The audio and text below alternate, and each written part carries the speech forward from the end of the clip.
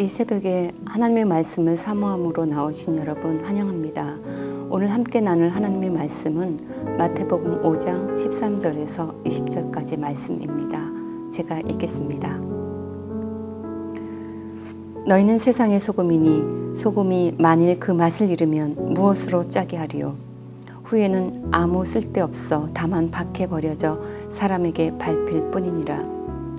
너희는 세상의 빛이라. 산 위에 있는 동네가 숨겨지지 못할 것이요 사람이 등불을 켜서 말 아래에 두지 아니하고 등경 위에 두나니 이러므로 집안 모든 사람에게 비치느니라. 이같이 너희 빛이 사람 앞에 비치게 하여 그들로 너희 착한 행실을 보고 하늘에 계신 너희 아버지께 영광을 돌리게 하라. 내가 율법이나 선지자를 폐하러 온 줄로 생각하지 말라. 폐하러 온 것이 아니요 완전하게 하려 함이라. 진실로 너희에게 이르노니 천지가 없어지기 전에는 율법의 1.1획도 결코 없어지지 아니하고 다 이루리라. 그러므로 누구든지 이 계명 중에 지극히 작은 것 하나라도 버리고 또 그같이 사람을 가르치는 자는 천국에서 지극히 작다 일컬음을 받을 것이요 누구든지 이를 행하며 가르치는 자는 천국에서 크다 일컬음을 받으리라. 내가 너희에게 이르노니 너희 의가 서기관과 바리새인보다 더 낫지 못하면 결코 천국에 들어가지 못하리라. 아멘. 제가 아주 인상 깊게 읽은 책 중에 산둥수용소라는 책이 있습니다.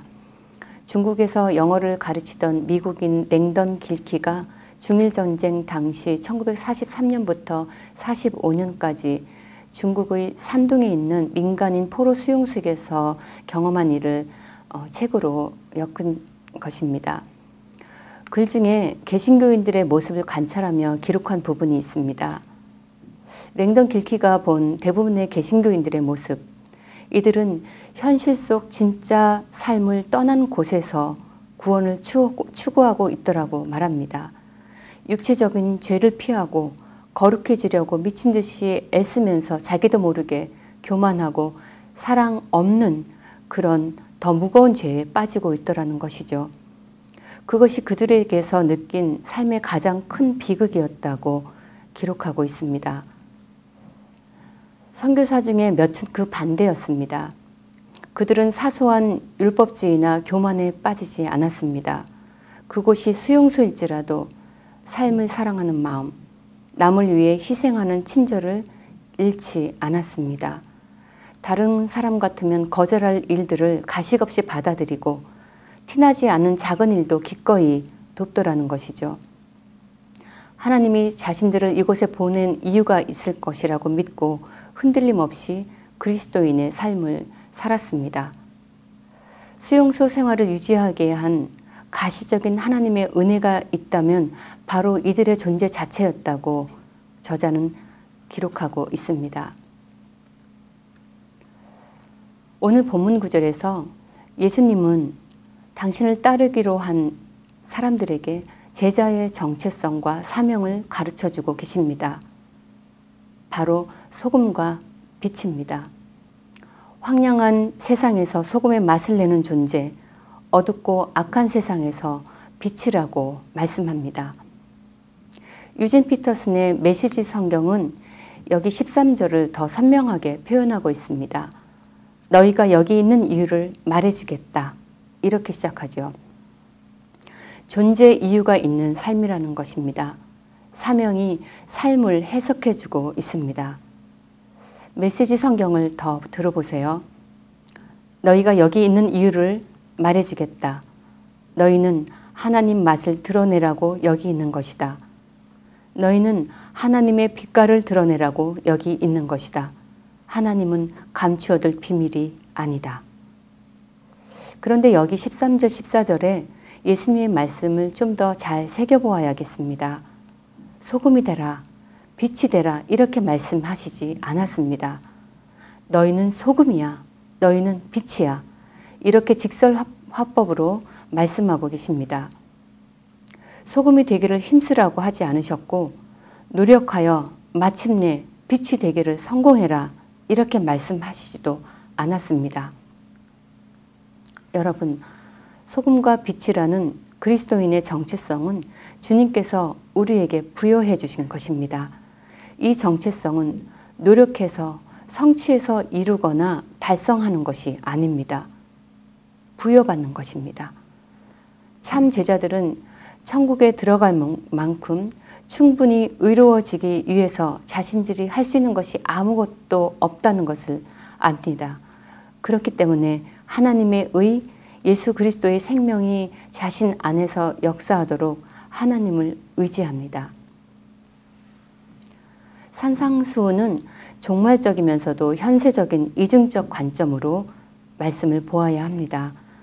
산 위에서 지금 예수님 말씀에 귀를 기울이고 있는 사람들의 모습을 상상해 보세요.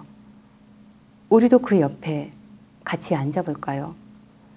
이들은 당시 유대 사회에서 조롱받고 박해를 받으며 위축되어 있는 유대 기독교인들입니다.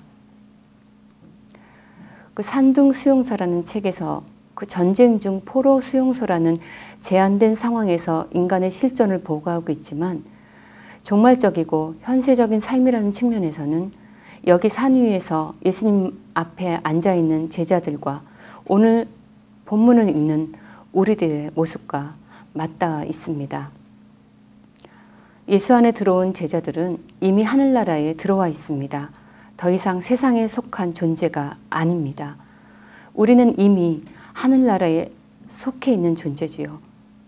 예수님이 선포하신 새로운 삶의 원리와 새로운 존재 방식으로 지금 이곳을 사는 사람들입니다. 때로 나 자신에게 실망하고 실패하기도 합니다. 은밀한 조롱의 시선과 비난의 눈초리를 받기도 합니다. 그럴지라도 하나님이 우리에게 부여하신 천국 백성의 정체성은 조금도 변하지 않습니다. 소금의 맛을 내고 빛을 비추어 생명의 근원이신 예수님께 영광이 되는 것이 우리의 사명이고 우리의 본질입니다. 여러분이 속한 작은 구석에서 소금을 치면서 일하십시오. 때로는 가만히 있어도 존재로 그 역할을 할 수 있을 것입니다. 소금이 하는 일은 대부분 소리도 없고 눈에 보이지도 않게 맛을 내는 일이니까요. 사람들은 우리에게 있는 빛을 어떻게 알아보는 것일까요? 기도하고 말씀 보고 교회에 열심히 출석하는 것만으로 그것이 믿는 자의 표가 될까요? 하나님을 사랑하듯 이웃을 사랑하는 착한 행실이 세상 사람들이 볼 수 있는 표가 될 것입니다. 사람에 대한 따뜻함, 자신을 긍휼히 여기듯 다른 사람을 불쌍히 여기는 것입니다. 우리 교회 간판이 여기 건물 위에 처음 올라갔을 때를 기억하세요. 온갖 네온 사인이 번쩍이는 건물들, 그런데도 온통 어둡게만 느껴지는 이 거리에서 등불처럼 홀로 반짝이는 교회의 작은 빛이 가슴을 뛰게 했습니다. 많은 분들이 같은 기억을 갖고 계실 겁니다. 지금도 교회 밖을 나가게 되면 이따금씩 어둠을 비치고 있는 이 작은 빛을 보고 싶어서 일부러 고개를 들어 올려다보곤 합니다. 작은 불빛이지만 생명의 빛으로 세상을 비출 것을 소망하기 때문에 그런 거죠. 교회가 세상의 빛이 될 수 있는 것은 우리의 삶 속에 그리스도의 삶을 드러냄으로써 주님을 선포할 때 가능할 것입니다. 우리 안에 있는 복음이 우리의 삶으로 증명되어서 현실로 나타나야 합니다. 그럼으로써 다른 사람들에게 생명의 오솔길을 보여주는 것입니다. 그것이 교회인 우리의 정체성, 우리의 존재성입니다. 하나님을 사랑하라. 이와 같이 이웃을 사랑하라. 이것이 율법에 담긴 하나님의 뜻이었습니다. 종교 지도자들은 하나님의 뜻을 복잡한 규칙 덩어리로 바꿔놓았습니다. 우리도 자칫 하나님의 말씀대로 살기 위해서 많은 규칙을 만들어 놓고 애쓰다가 정작 하나님께 대한 사랑을 놓치게 되면 자기 의를 쫓는 저 바리새인과 서기관들처럼 조금도 다를 것이 없을 것입니다. 하나님은 자기 백성에게 주셨던 율법을 무효화시키고 폐지하려고 아들 예수 그리스도를 보낸 것이 아닙니다. 완성하기 위해서 보내신 것이죠. 바로 사랑의 법입니다. 내가 있는 그 자리, 하나님이 나를 보내신 뜻을 생각하시면 좋겠습니다. 우리를 통해 하나님을 사랑하고 사람을 사랑하는 참된 의가 나타나고 지금을 사는 이곳이 생명의 자리로 변화할 것을 믿으면서 사는 우리들이었으면 좋겠습니다. 그 믿음으로 오늘도 주님과 함께 걸어가는 하루 되시면 좋겠습니다. 기도하시겠습니다. 하나님 아버지, 우리를 하나님의 자녀 삼으시고 세상을 변화시킬 자로 불러주셔서 감사합니다. 하늘나라의 백성의 정체성을 가지고 우리의 삶으로 주님을 드러내고 증거하며 살도록 저희를 격려하시고 인도하여 주옵소서. 예수님의 이름으로 기도합니다. 아멘. 오늘도 두 가지 제목으로 함께 기도하기 원합니다. 첫 번째, 우리가 있는 곳에서 소금의 맛을 내고 예수님의 빛을 나타내게 하소서. 하나님의 영광이 드러나고 죽은 자가 살아나 생명이 결실되는 인생이 되게 하소서. 둘째, 기쁨이 되는 교회가 세상 가운데 하나님의 나라를 나타내는 교회 되게 하소서. 빛 대신 예수 그리스도를 선포하는 교회 되게 하소서. 함께 기도의 자리로 나가시겠습니다.